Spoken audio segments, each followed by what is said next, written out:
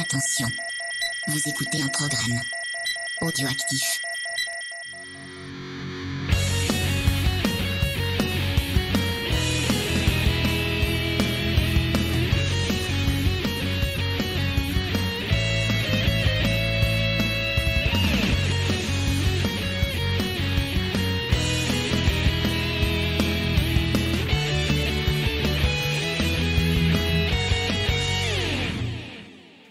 Bonjour à tous, je suis ravie de vous retrouver pour une nouvelle émission en solo, une petite capsule histoire de s'occuper dans ces petits moments un peu pénibles, j'ai envie de vous dire. Je vous en avais déjà parlé, j'avais donc donné ça en référence dans plusieurs émissions. En ce moment, je suis en train de redécouvrir Arabesque sur Amazon Prime. Donc le titre en VO, bien sûr, c'est Murder, She Wrote, que vous pouvez donc retrouver la série en tapant ce nom-là sur l'application. Et écoutez, j'ai eu envie de vous en parler un peu plus parce que comme d'habitude, j'ai trouvé des petites choses intéressantes sur la série et j'avais envie de partager ça avec vous parce qu'Arabesque, c'est une série qui compte beaucoup pour moi. C'est un souvenir particulier, c'est quelque chose que je partageais avec ma grand-mère et ça m'a un peu initié à tout ce qui est mystère, enquête de détective, théorie et compagnie. Et du coup voilà, ce côté nostalgique, ça me faisait du bien et je trouve que dans les moments difficiles, c'est toujours bien de se replonger dans des petits moments de bonheur, dans des petites joies. Donc voilà, je partage ça avec vous. Donc j'espère que ça vous plaira et que ça vous donnera envie de peut-être découvrir la série si vous ne l'avez jamais vue. Je vous rappelle juste avant de rentrer bien sûr dans les détails que vous pouvez retrouver toutes nos émissions sur notre site internet, donc jamesfay.fr, je sais même plus mon nom, ça commence très bien. Donc comme ça, si jamais vous ennuyez, vous savez, on a des tonnes de programmes à disposition. N'hésitez pas également à les faire découvrir autour de vous. Ça peut vous donner aussi des idées de choses à lire, à regarder ou autre, parce qu'on fait pas que de la série télé. Vous le savez si vous nous écoutez. Si vous êtes un nouvel arrivant, bienvenue. Je vous rappelle également qu'il y a aussi notre Discord qui est à votre disposition, ainsi que nos réseaux sociaux. Si vous voulez discuter, papoter de tout et de rien, c'est aussi quelque chose, un bon moyen de s'occuper. Sur ce, rentrons dans le vif du sujet. Parlons donc de Arabesque ou Murder, She Wrote avec un petit bout de générique d'abord.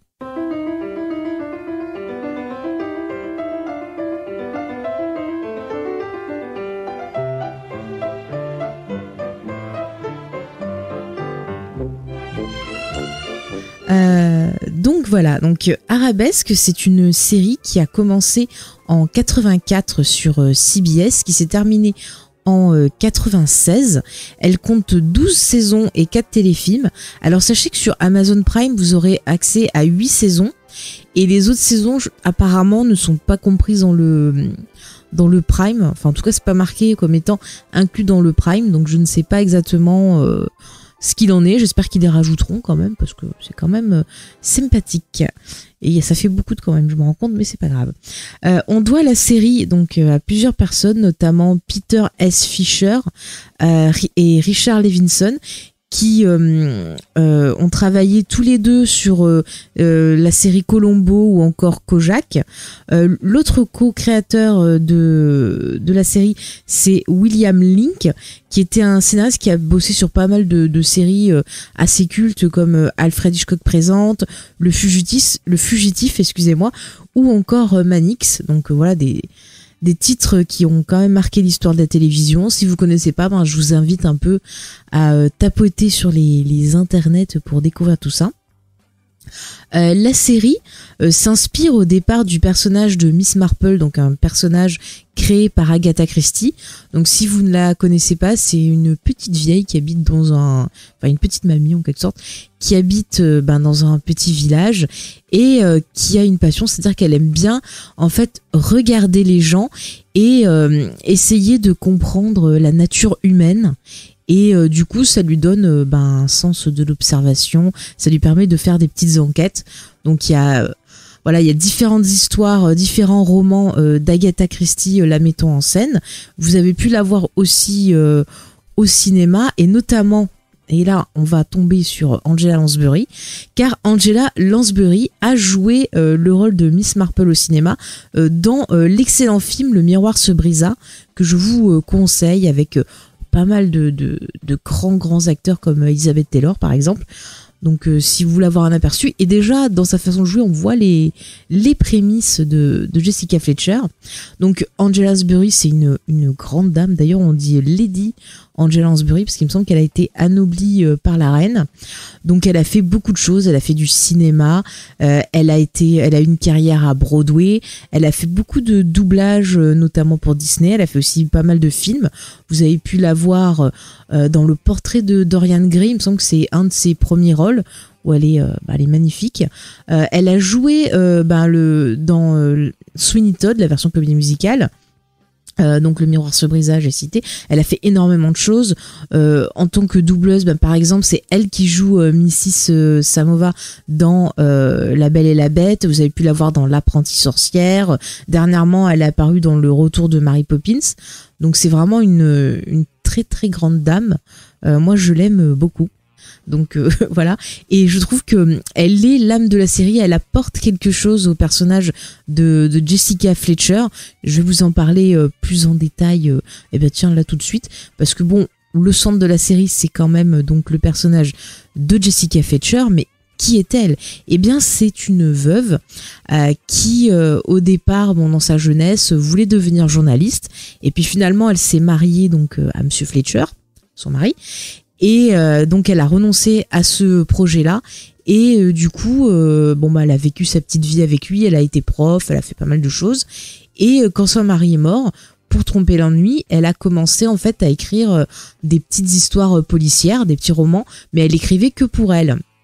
Et en fait, un jour, l'un de ses neveux, c'est celui d'ailleurs qu'on verra le plus dans la série, qui s'appelle Grady, prend un de ses scripts et le trouve tellement bon, enfin un de ses romans, le trouve tellement bon qu'il le fait passer en fait à sa petite amie qui bosse pour un éditeur, et l'éditeur adore, et le pilote commence avec la sortie de son premier bouquin. Et donc on a Jessica Fletcher qui quitte Cabot Cove, qui est ce petit village dans lequel elle vit. Et elle va découvrir donc ce que c'est d'être écrivain quand il y a un livre qui sort. Donc on voit un peu une critique un peu des médias, du monde de l'édition, enfin pas mal de choses comme ça. Et elle va se retrouver au milieu d'une histoire de meurtre. Et bien sûr, elle va utiliser ses facultés pour résoudre des crimes. Et donc ça va être le début de la série. Donc à chaque fois, on aura donc le personnage de Jessica Fletcher qui va se retrouver soit dans sa ville de Cabot Cove, soit par exemple ailleurs, soit elle a été invitée par une amie, soit c'est son neveu qui l'invite. Ça c'est une blague qui est assez souvent récurrente, c'est qu'on dit qu'elle a une famille extraordinaire, mais en fait j'ai le compte, elle a 4 frères et sœurs, et dans la série on voit à peu près donc Grady qui est un de ses neveux. On voit aussi la fille d'un de ses frères, et on voit également une autre nièce. Après il me semble qu'elle a aussi de la famille du côté de son mari. À un moment on voit un cousin de son mari qu'elle aide. Donc voilà, donc c'est soit des amis, soit de la famille. Et elle se retrouve malgré elle donc au milieu d'un meurtre, et elle va donc le résoudre. Alors la série c'est quand même c'est une série des années 80, c'est-à-dire que c'est une série qui a toujours un schéma narratif qui va être identique. Donc à savoir, elle arrive, elle rencontre, soit elle vient pour son livre, elle voit son éditeur, elle voit une amie, elle voit de la famille et compagnie. On nous présente les différents protagonistes, on nous présente la victime, c'est souvent une ou un connard. Je suis désolée, c'est un gros mot, mais c'est souvent quelqu'un de pas très sympathique. Cette personne meurt, le flic arrive. Alors soit le flic c'est un gars qui connaît ses bouquins et du coup il va lui demander de l'aider. Si ça se passe à Cabot Cove, le shérif c'est son pote et donc forcément il lui demande tout le temps conseil. Donc là au moins elle s'embête pas. Soit le flic, ça sera quelqu'un en gros qui va être misogyne ou qui va être un idiot, un but de sa personne et qui veut pas l'aide d'une journaliste, enfin d'une écrivain, et elle va devoir s'imposer. Au milieu de l'épisode, il y aura une personne qui va être arrêtée et qui est en fait innocente. C'est tout le temps comme ça. Et ensuite, on aura au bout d'un moment Jessica qui va avoir un petit écart de génie, qui va trouver la dernière pièce manquante du puzzle. Et on va finir avec la révélation où elle va réunir tout le monde et expliquer la façon dont le crime a été commis et révéler le coupable, ou carrément elle a peur de rien. D'ailleurs, Jessica Fletcher, elle va se retrouver soit seule avec le criminel et lui dire je sais ce qui s'est passé, j'ai fait ci, j'ai fait ça, je vous raconte l'histoire, nanana, et elle va tout exploser. Et en fait, cette structure, c'est assez le même style de structure qu'on peut retrouver dans un roman d'Agatha Christie. On sent énormément l'influence de la romancière sur cette série, et pas seulement que dans la structure, mais aussi dans cette thématique de j'étudie la nature humaine pour la comprendre et essayer de prévoir le fonctionnement des gens, essayer de comprendre leur psychologie, ce qui va m'aider en fait à identifier la personne qui va être coupable. Et ça, c'est intéressant parce qu'à chaque fois, on va se retrouver dans des univers différents. Ça peut être l'univers de la télévision, ça peut être la Nouvelle-Orléans, ça peut être une histoire de famille, ça peut être des cow-boys. Enfin voilà, à chaque fois, elle va se retrouver dans un univers différent, ce qui va en fait nous permettre à nous spectateurs de voir un panel différent de la nature humaine et de voir que le crime, c'est souvent des histoires tragiques. Ça peut être un crime passionnel, par amour, le fait que on soit blessé, jaloux ou des choses comme ça peut nous pousser à commettre des crimes. On voit que ça peut être la cupidité, l'argent. On voit que des fois ça peut être à cause d'un secret de famille, le fait de se sentir pris au piège. Enfin, il y a plein de causes différentes, et bien souvent ça finit de façon il y a parfois des épisodes où on est super triste parce que le coupable à la base c'est pas quelqu'un de mauvais, mais il a fait un faux pas, et du coup ça lui coûte la vie de la personne qui a tué et sa propre vie aussi. Donc souvent il y a vraiment des épisodes où on a de la peine pour le coupable parce qu'on se dit c'est dommage, s'il avait pris le temps de réfléchir, ou s'il avait parlé à quelqu'un, ça aurait pu éviter ça. Et c'est vrai que c'est assez intéressant, surtout quand on aime écrire, de voir un peu tout ce panel de personnes. Alors parfois on peut avoir des épisodes un peu clichés, comme par exemple quand ça se passe en France et que c'est genre les vieux cafés, les vieux machins avec des noms. Vous verrez dans la saison 3, il y a un épisode sur la haute couture où c'est plutôt drôle. Mais voilà, je trouve que quand même, en le revoyant, ça vieillit pas trop mal. Bon, on a l'esthétique des années 80, plus tard 90, mais je trouve que finalement, on se rend compte que la nature humaine, peu importe les époques, il y a ce côté, cet instinct animal, cet instinct des fois protecteur ou autre qui nous pousse à faire des choses pas bien. Et j'ai toujours trouvé ça intéressant, et j'adorais essayer de deviner. C'était mon truc, ça, avec ma grand-mère. À chaque fois, on essayait de deviner qui était le tueur et de trouver les petits indices, trucs comme ça. Bon, c'est vrai que des fois, c'est quand même facile quand on commence à voir plein d'épisodes et qu'il y a des schémas qui se répètent. Bon, on arrive quand même, je vous l'avoue, à trouver plutôt facilement, mais ça reste quand même divertissant.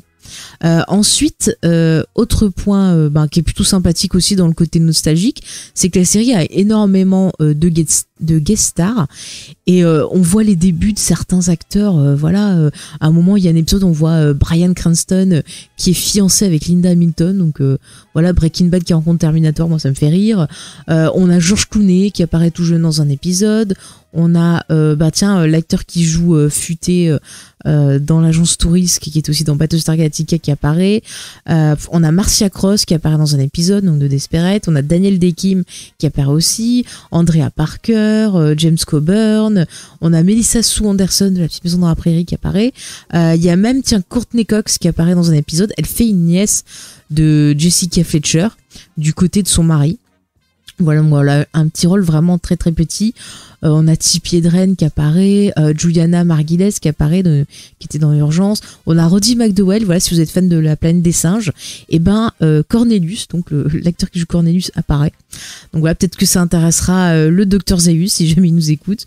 Donc vraiment, on a énormément de guest stars dans la série. Donc ça apporte un petit fun de revoir les débuts de certains acteurs. Et puis dernier point, comme je vous le disais, Angela Lansbury et Jessica Fletcher, c'est super central. J'adore ce personnage parce qu'elle apporte quelque chose de super intéressant. C'est-à-dire qu'elle a un petit flegme. Vous voyez, Colombo, lui, c'est toujours genre, il fait croire qu'il est débile, il dit, ah, j'ai oublié un petit truc, gna gna gna.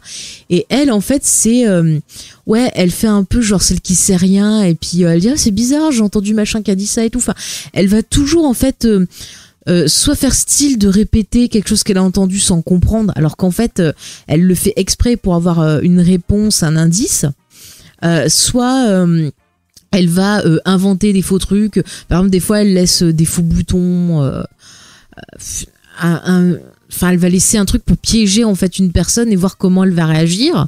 Donc c'est vraiment elle est très intelligente, Jessica Fletcher. Elle a aussi beaucoup d'humour. Elle a aussi beaucoup d'humour. Elle n'hésite pas même à envoyer des petites piques parfois, à sortir des petits trucs. Enfin, c'est très subtil. Enfin, moi, j'aime beaucoup.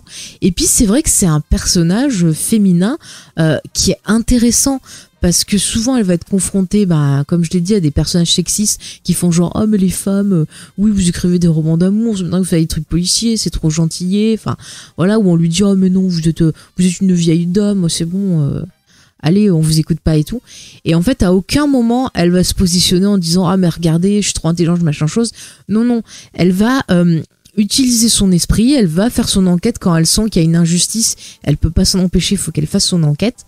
Et c'est toujours, en fait, par son intelligence et par ses actes qu'elle va imposer le respect sur, justement, ces personnages-là, qui sont un peu négatifs envers les femmes. Et je trouve ça cool parce qu'elle est pas dans la revendication ou autre, elle a rien à prouver en fait.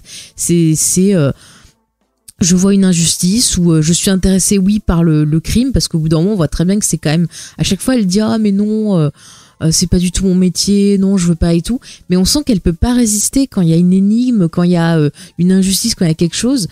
Et elle a rien à prouver en fait, elle fait juste ce qui lui plaît. Elle a envie de résoudre l'affaire et le reste elle s'en fout, elle a pas besoin de prouver qu'elle est la meilleure ou quoi. Elle résout son enquête, et puis si elle se trompe, elle se trompe.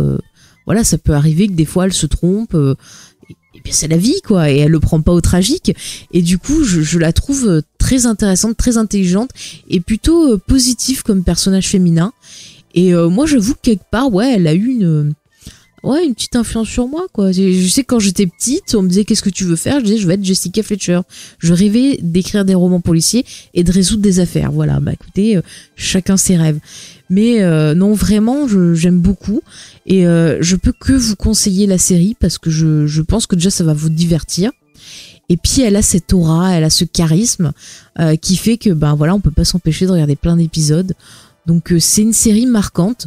Et c'est vrai qu'on peut y trouver des similitudes avec Colombo, sauf que le schéma est pas pareil, puisque Colombo on sait déjà qui tue, et tout le reste du schéma c'est de voir comment lui va arriver à la solution.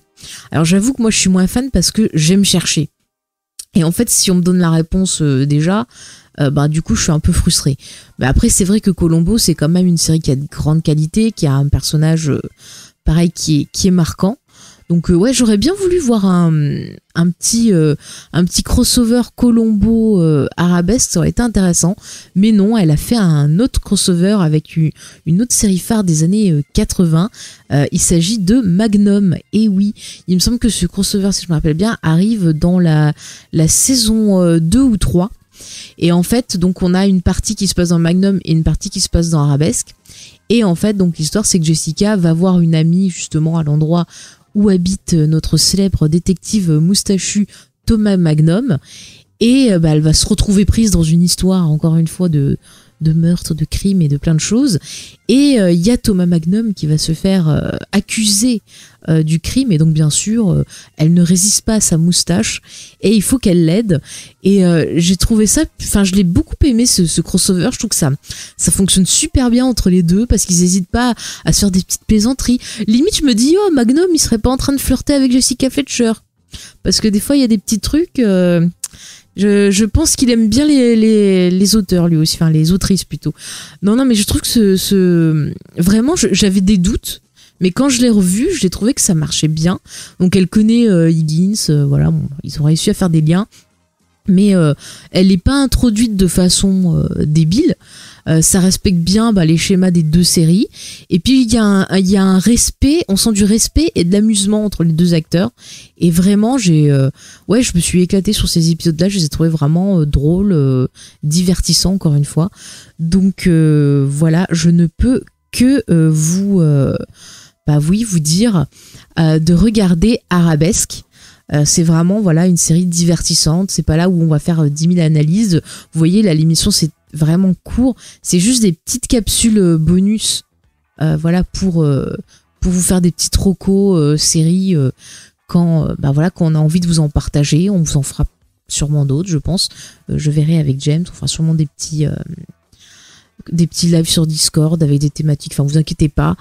On va trouver de quoi s'occuper. On trouve toujours. Il y a 1 milliard de séries. Donc forcément, on en trouvera une pour s'occuper. Mais voilà, j'espère que cette petite virgule, cette petite capsule, vous aura plu, vous aura donné envie de découvrir Arabesque. C'est vraiment une série... c'est vraiment une bonne série des années 80, avec des personnages intéressants. Si vous êtes fan de Cluedo, si vous êtes fan surtout d'Agatha Christie, je pense que cette série, elle est vraiment faite pour vous. Et j'espère vraiment, vraiment que vous allez la regarder, et qu'après vous viendrez m'en parler. Peut-être que ça va vous offrir des vocations, que vous aurez envie vous aussi de devenir autrice de romans policières / détective. Ça serait cool. Voilà. Écoutez, je vous donne rendez-vous pour une prochaine capsule ou une prochaine émission. En attendant, je vous le rappelle, il y a le site internet pour retrouver l'ensemble de nos programmes. Vous avez aussi le Discord qui est là. On parle de tout ce qui est pop culture, on parle de l'actu, on parle de plein de choses. On essaie de faire des petits jeux, donc n'hésitez pas à venir rejoindre la communauté. Et bien sûr, comme toujours, les réseaux sociaux. Donc, si vous voulez retrouver toute notre actualité, vous tapez James et Faye sur Facebook, Twitter et également sur Instagram. Si vous voulez que Geek en série, donc ça sera sur Facebook, Geek en série, le podcast. C'est important, c'est la page officielle. Les autres pages ne sont pas les nôtres. Donc voilà. Et sur Twitter, vous tapez simplement, là par contre pour le coup, Geek en série. Donc voilà, vous retrouverez toutes nos émissions, vous pourrez nous laisser des petits messages et autres. Il ne me reste plus qu'à vous souhaiter une bonne journée, une bonne nuit ou une bonne après-midi, suivant le moment où vous écoutez ce petit épisode. Et à très bientôt.